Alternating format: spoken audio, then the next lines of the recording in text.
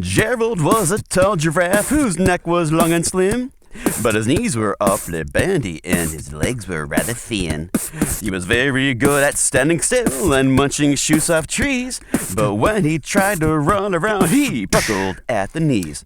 Now every year in Africa they hold the jungle dance, where every single animal turns up to skip and prance. Jungle dance. And this year when the day arrived, poor Gerald felt so sad, because when it came to dancing, he was really very bad. The warthog started waltzing and the rhinos rock and rolled.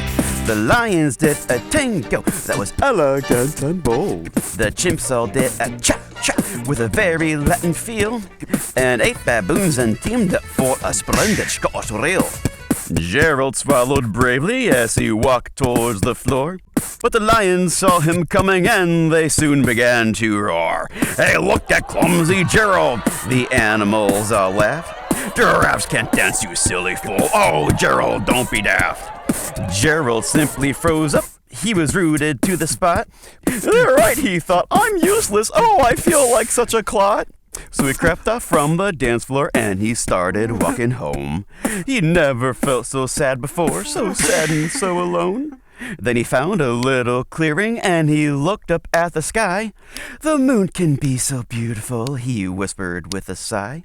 "Excuse me," coughed a cricket who'd seen Gerald earlier on, "but sometimes when you're different, you just need a different song. Listen to the swaying grass and listen to the trees. To me, the sweetest music is those branches in the breeze. So imagine that that lovely moon is playing just for you. Everything makes music if you really want it to." With that, the cricket smiled and picked up his violin. Then Gerald felt his body do the most amazing thing. His hooves started shuffling, making circles on the ground. His neck was gently swaying and his tail was swishing round. He threw his legs out sideways and he swung them everywhere. Then he did a backward somersault and leapt up in the air.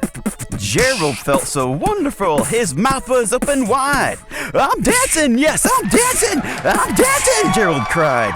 Then one by one, each animal who'd been there at the dance arrived while Gerald boogied on and watched him quite entranced. They shouted, "It's a miracle, we must be in a dream. Gerald's the best dancer that we've ever seen. How is it you can dance like that? Please, Gerald, tell us how." But Gerald simply twirled around and finished with a bow. Then he raised his head and looked up at the moon and stars above. "We all can dance," he said, "when we find music that we love." We hope you enjoyed Kev Jam Vito. Please subscribe.